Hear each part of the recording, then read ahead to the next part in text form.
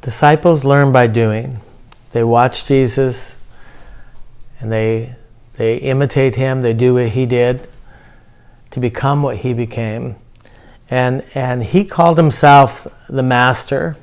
And the word master really is teacher. Today we use that language in higher education. We'll say this guy has a master's degree. That qualifies him to teach. And he refers to himself also as Lord. And that's a discipleship term. There's places where he's used them interchangeably. And he'll say, for example, in John 13, verses 12 to 17, he gets up to wash the disciples' feet. And this is what he says. He says, do you not know what I've done to you? You call me Master and Lord. And you say, well, for so I am. If I then, your Lord and Master, have washed your feet, you also ought to wash one another's feet. For I have given you an example that you should do as I have done to you. Most assuredly, I say to you, a servant is not greater than his master, nor is he who sent greater than him who sent him. If you know these things, blessed are you when you do them. So he's using these two concepts of master and Lord, and saying it's a matter of doing what I did, imitating, using my example, and foot washing is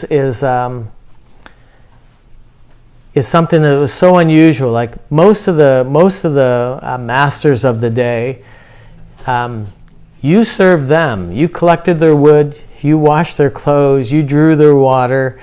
You cleaned their house, and that was part of the discipleship price, is you had to serve them. And Jesus comes, and his discipleship program, he flips it right around on its head. He turns the whole thing upside down. He says, I didn't come to be served. I came to serve. And you need to do the same. And he introduces servant leadership.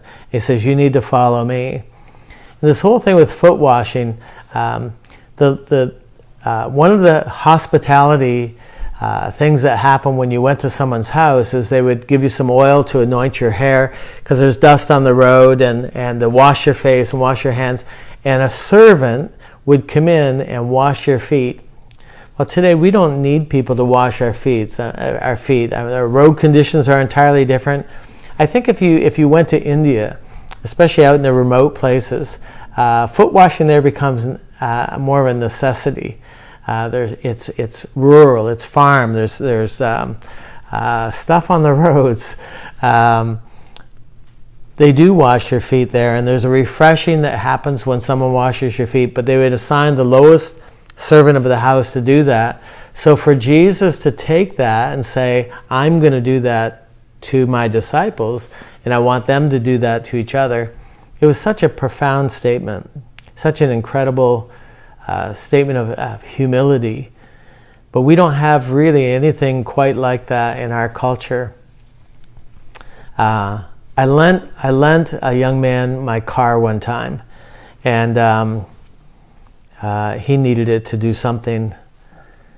And when he brought it back, he said thank you. He gave me back the keys, and off he went. And I happened to go out to the car, and I needed to pop the hood to do something.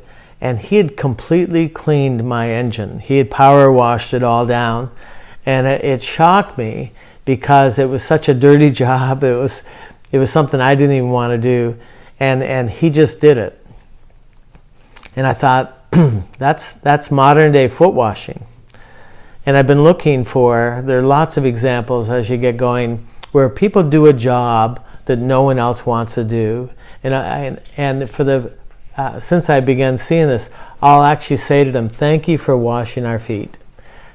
And I say that because the whole story of foot washing in John 13 is pretty well lost on us today if we only use that section of Scripture concerning feet. It doesn't have to do with feet. It has to do with tasks that nobody else wants to do. That's really what it's talking about. So for some of you, you've been going through this old house we've been fixing up here, and someone someone gets dust all over the place and someone else comes in and just wipes it down and cleans it up without drawing any attention to themselves. That's foot washing, and there's a reward in it for you. There's a blessing. There's a blessing that we want you to have. So we say this whole thing with foot washing really has very little to do with feet. It has to do with an attitude, a condition of the heart, where you serve one another. I was down in New York City one time for a conference, and partway through the day, I just needed a little nap, and so I went to my room, which is a dorm-style room with bunk beds, and a place called Nicem. And I got on my top bunk and put my face to the wall to close my eyes for a few minutes. And this guy came in the room, one of the other students, and I could hear him. And he starts shining his shoes. And I could hear the can open and the lid hit the floor, and then I could hear shh, shh, shh, shh, shh, shh. And he starts shining his shoes. And he's got a little whistle, so he's kind of whistling while he's doing it. And I could hear this, and I thought, well, this is only going to last a few minutes, and then he'll leave, and I'll be able to sleep. Well, it went on for quite a while, and I'm thinking, man, it takes you a long time to shine a pair of shoes. Get it over with, I just want to sleep. And so here he is, shh, shh, shh, shh, shh. And he's happy about it, and he's doing it. But it went on, and I'm thinking, man, how long does it take you to do a pair of shoes? And finally I heard the door close, and he left. I went to sleep, and when I woke up, I jumped out of the bunk bed, and I looked down, and here were my shoes, beautifully shined. He wasn't just shining his, he shined mine as well. And it blew me away, because I thought, man, that's like foot washing. Jesus was a servant. He wants us to serve. Jesus came to give. He wasn't a getter. He wasn't looking to get things from people. He was an amazing giver, and he wants us to follow him. He wants us to enter that same spirit, that same behavior. And the more we imitate him, the more we become like he became, and we start to understand what made him tick. But you never will come into that until you do what he did. Amen?